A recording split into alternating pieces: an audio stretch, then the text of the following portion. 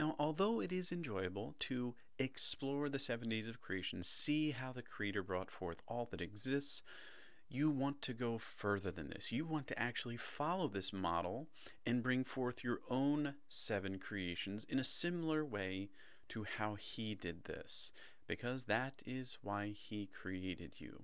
So, as we look in the first 3 creations He brought forth, He displayed Himself as the separating I am. And you're going to follow this model by your first 3 creations, all displaying yourself as the separating I am as well. Then in days 4, 5, and 6, we see the Creator is the uniting let. He unites and He lets creation express Him. In a similar way, in your 4th, 5th, and 6th creations, you are going to unite with creation and let them express you in a more full and dynamic way. You're going to develop partnerships in your 4th, 5th, and 6th creations. And then in your 7th creation, much like the Creator on the 7th day, you're going to rest. As you leave your physical body, you will then just be a spiritual creator, and you will have 6 creations that you have brought forth at that time. So you want to let the Creator and creation be your partners. That is the intent, and that is how you harvest greatness. You live with the Creator, allow Him to form you, and then you turn to creation and treat creation in the same way. So here's the template we're going to use for this. You can see on the left side, it's the 7 creations for you specifically, built on the template of the 7 days of creations. You've got a body, a service, a trade, a family, a team, leadership position, and then finally, when you leave your body, the legacy that will continue because of you. Now, as a creator, the first thing you need to do is establish the I am. Who am I? Because as a creator, for instance, the Creator Himself brought forth light. Why? Because He is light. So your first responsibility with any creation you bring forth is to establish the I am. Who are you? Then you can move on to the next column, the I let column. Since you are, since I am, I will let creation be what? And you have to decide, much like the Creator did, how will I let creation express me? And you need to be specific about this, and we'll go into this. And then finally, you need to establish a timeline. If you notice, the Creator set out, at least by what we conceptualize as a 24-hour period. It may or may not have been that, but nonetheless, He establishes the importance of time, establishing time for your creations, and we'll go into that as well. So let's look at the separating I am. This is going to be the first 3 creations you bring forth: your body, your service, and the trade by which you distribute that service. So first you have to say, I am the ruling body. Your body, your physical body, is what will allow you to extend your rule into this world. So we look at the first creation. You want to establish an I am. You want to have this to be a fun name, something you enjoy, like the being of beauty, the presence of power, something that you enjoy that's fun for you, that's exciting. That's what you want to have as your I am. It's a title that articulates who you are. Now, once you have that title, you want to let creation express you in a specific way. And this needs to be something measurable. So, for instance, a certain weight or an achievement like running or climbing something. Or one of the creative ideas I've heard is for a woman allowing the hair to get to a certain length. So there's a lot of meaning in these types of things, and there's no specific right creation. Remember, you're going to let creation express who you are. That's the value. It's not what happens. It's not what weight you get to or what achievement you've accomplished. It's learning how to create. And you first have the faith that the Creator has already made you into someone. You are, I am, and therefore I will then let. So you're learning how to create like Him. You become first, you become the I am, that fun title, and then you let creation. You partner with creation and say, creation, let us create this expression of my body. And that's how we learn. And last, you want to establish a time frame. It should be at least 6 months. This is something that should be challenging. Why? Because it's not about the event, it's not about the creation itself, it's about learning how to be a creator. So make it something that's going to take some time, 6 months, maybe a year, maybe 2 years, whatever you think, just estimate it and put it down. So then let's go to your second creation. I am the filling service. Once you have a body, what are you going to use that body for? Well, very simply, you're going to serve.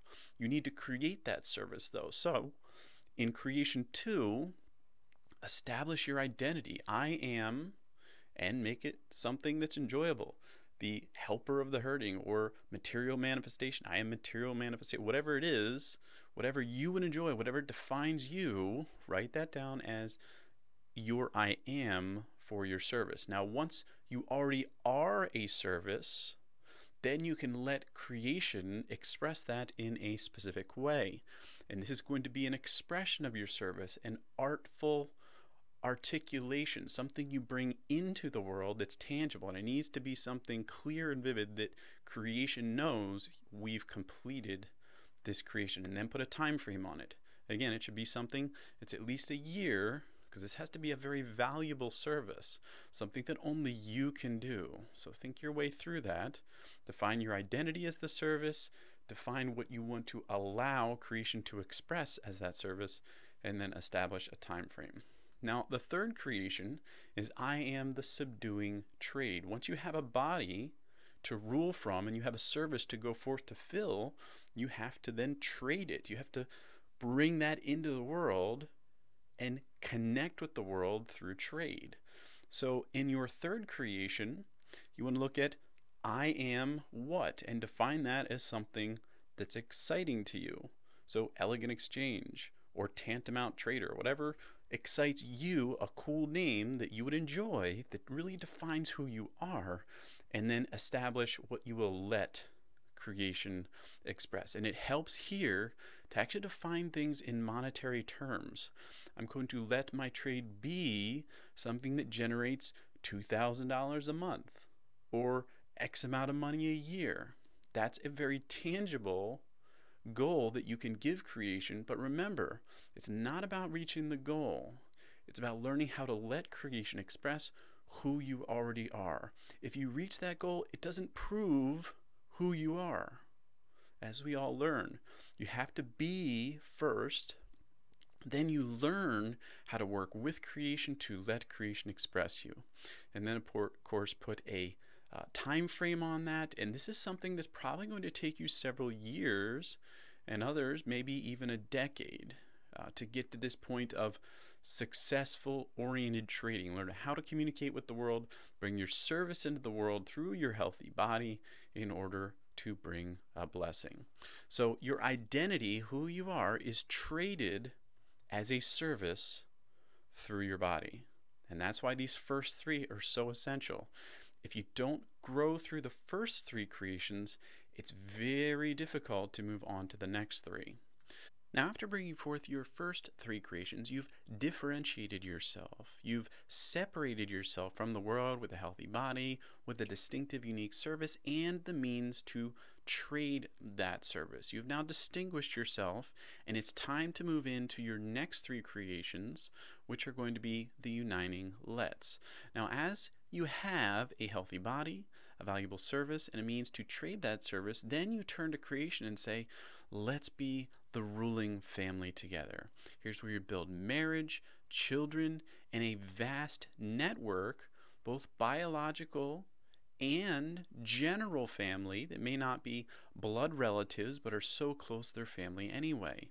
But it's very difficult to build that kind of quality family if you don't have a healthy body, if you don't have a valuable service to bless your family members, and if you don't have the trade skills to distribute and even bring in money to support that family. It's very difficult to move on to this fourth creation without the first three, which is why it is set up this way. So you want to go to your fourth creation and establish an identity for yourself, something like patriarch of prosperity or matriarch of mastery, something fun, something enjoyable, something catchy that you like, that really defines you. And remember, you become that first by faith.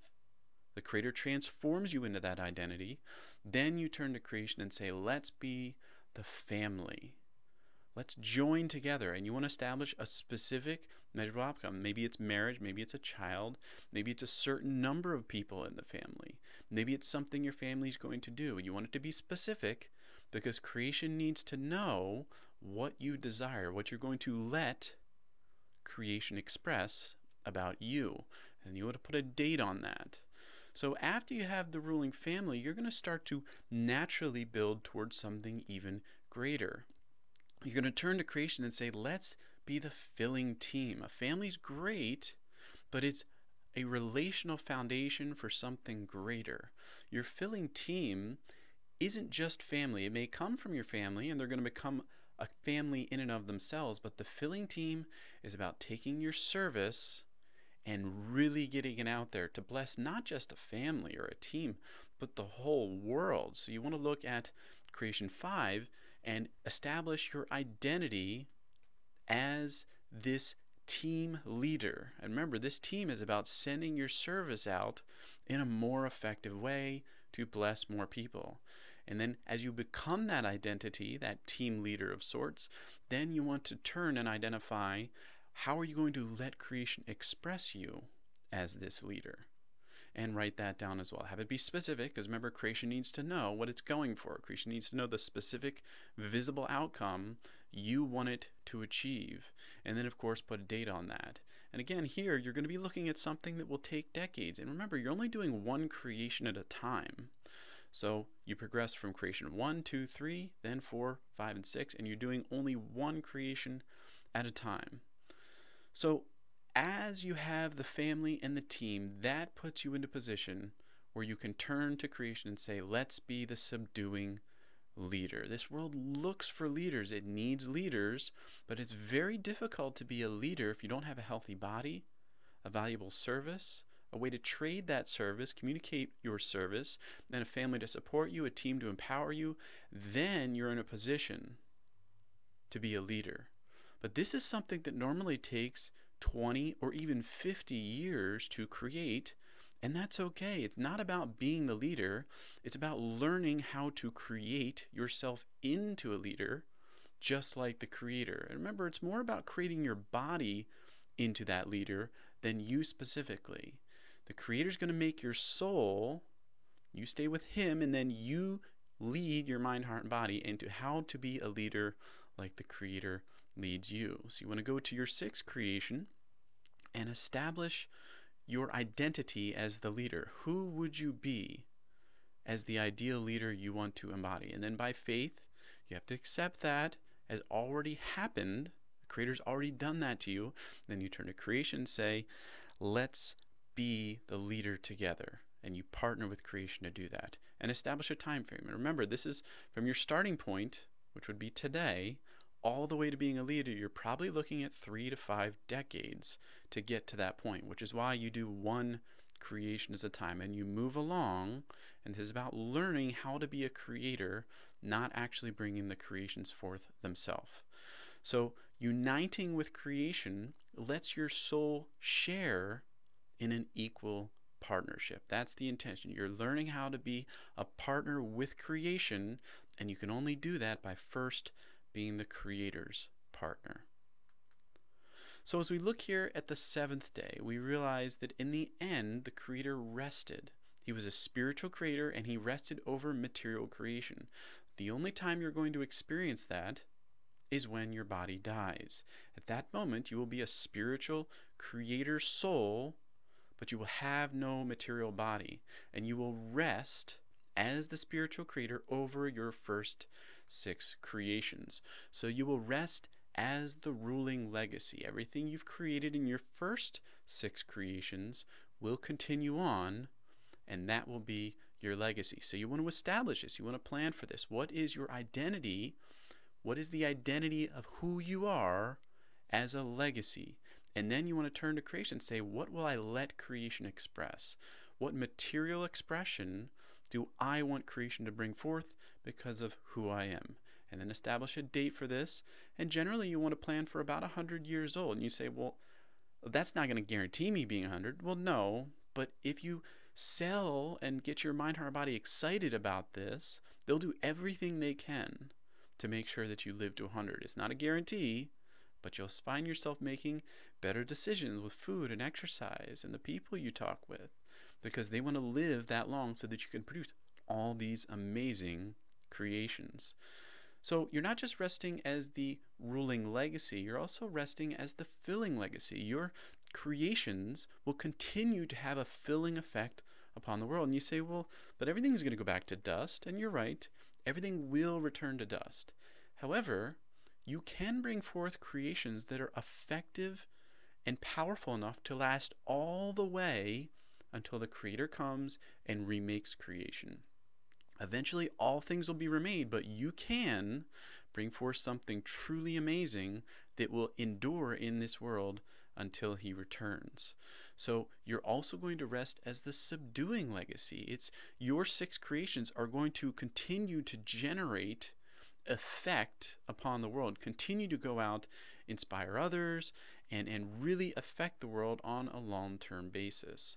So when your body dies, you will rest as the spiritual creator over your 6 creations. And this might be the most amazing experience, the closest experience we can have to what the Creator did in the first 7 days of creation. He brought forth all these material creations, and then He rested as a spiritual being and gazed over and looked over all of His material creations. And that's the delightful experience we get when the body dies.